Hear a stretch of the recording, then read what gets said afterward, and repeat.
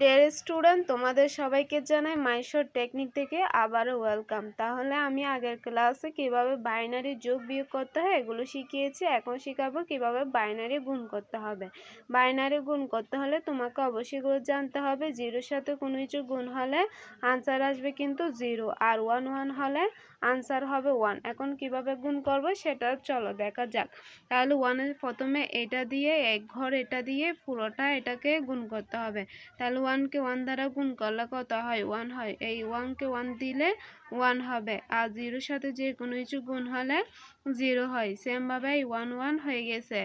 আমরা জানি গুণের ক্ষেত্রে ডান পাশে এক ঘর ফাঁকা রাখতে হয়, এই ফাঁকা জায়গায় আমরা জিরো দিতে পারি। তারপর ওয়ানের সাথে ওয়ান গুণ করলে কি হয়? ওয়ানের সাথে ওয়ান গুণ করলে জিরো হয়। ওয়ানের সাথে ওয়ান গুণ করলে ওয়ান হবে। আর এখন এই যে দুইটা ওয়ান গুণ করলাম, দুইটা ওয়ান হলো, আর এখানে কি আছে? জিরো আছে, জিরো বসে দিলাম। আর সেমভাবে দুইটা ওয়ান গুণ করলে কিন্তু ওয়ান হবে। এখন কি আছে দেখো তো তোমরা। এরপর আমরা দ্বিতীয় ঘরে গেলাম না? দ্বিতীয় ঘরে যাওয়ার জন্য এখানে দুইটা জিরো দিবা, অর্থাৎ এদিকে যতবার যাবা ততবার এদিকে এক ঘর জিরো বাড়াতে থাকবা। অবশ্যই এটা তোমরা গুণের ক্ষেত্রে খুব ভালো করে জানো। এরপরে দেখো জিরো, এই জিরো দিয়ে আমরা এখন এই 500টাকে গুণ করব। তাহলে 5টাকে গুণ করলে 5টা কি আসবে? জিরো আসবে। এখন কি করবা?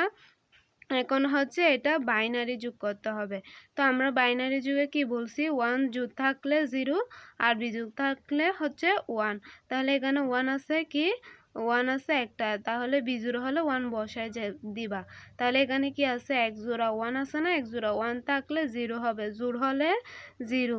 যেহেতু এখানে এক জোড়া ওয়ান আছে সেজন্য এখানে একটা ওয়ান ক্যারি হিসাবে যাবে। এরপর আবারও কয়টা হয়েছে? ওয়ান দুইটা হয়েছে, তার মানে এক জোড়া, জোড়া হলে জিরো। এরপর আবার এখানে ওয়ান একটা ক্যারি হিসাবে যাবে। এখনও কিন্তু এক জোড়া হয়েছে, জিরো হয়েছে।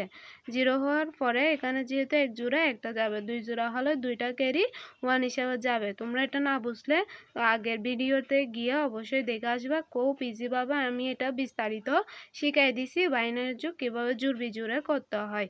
তাহলে দেখো এখন কিন্তু তিনটা ওয়ান হয়েছে, তিনটা ওয়ান মানে হচ্ছে বিজোড়, বিজোড় হলে বিজোড় সংখ্যা হলে ওয়ান হবে। ওয়ান হওয়ার পরে যেহেতু এখানে আর একটা দুইটা থাকবে, ওই দুইটা মিলে এক জোড়া, এক জোড়া, সেজন্য এখানে ওয়ান গেছে। এখনও কিন্তু এক জোড়া হয়েছে সেজন্য জিরো, আর জিরো হলে এখানে এক জোড়া, যেহেতু তাহলে ওয়ান গেছে, এখানে বিজোড়, তাহলে ওয়ান হয়েছে। যুগের ক্ষেত্রে তুমি শুধু ওয়ান কয়টা আছে এগুলো দেখবা। অবশ্যই আগের ভিডিওগুলো সিরিয়ালি দেখে আসবে। আমি কিন্তু এখানে ফুল আইসিটি তৃতীয় অধ্যায় চতুর্থ অধ্যায় সব কিছু দিব। সো এখনই তোমরা স্কিপ না করে এখনই তোমরা সাবস্ক্রাইব করে রাখো, আর লাইক কমেন্ট করতে শেয়ার করতে ভুলো না। তোমাদের ফ্রেন্ডদেরকে বেশি বেশি শেয়ার করে দিবা। ওকে, তাহলে সবাই ভালো থাকবে, সুস্থ থাকবা।